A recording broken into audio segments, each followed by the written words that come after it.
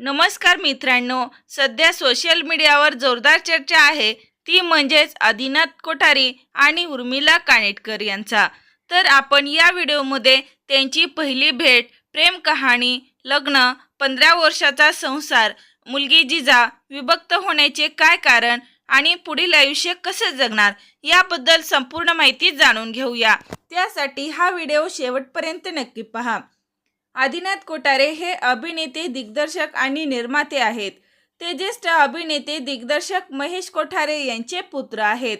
सध्या ते नितीश तिवारी यांच्या बहुचर्चित रामायण चित्रपटात भरतची भूमिका साकारत असल्यामुळे खूप चर्चेत आले आहेत। उर्मिला कानेटकर या मराठी मनोरंजन सृष्टीतील लोकप्रिय अभिनेत्री असून अभिनयाबरोबरच त्या उत्तम नृत्यांगना सुद्धा आहेत। दोघांचे डिसेंबर 2011 मध्ये लग्न झाले होते आणि त्यांना जिजा नावाची एकुलती एक मुलगी आहे।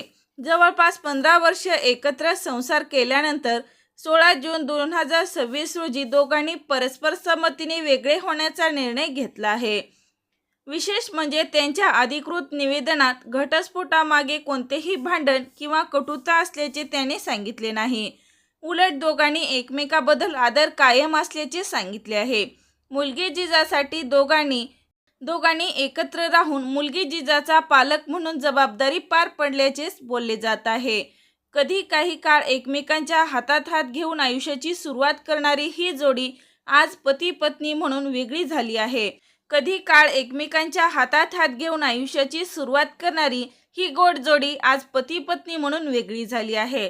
परंतु नातं कायम राहणार नाही। आई वडील म्हणून आपल्या मुलांसाठी ते एकत्र जगणार आहेत। तर मित्रांनो, उर्मिला कोठारे आणि आदिनाथ कोठारी यांची जोडी तुम्हाला आवडत होती का? लाईक कमेंट करून नक्की सांगा। तोपर्यंत धन्यवाद।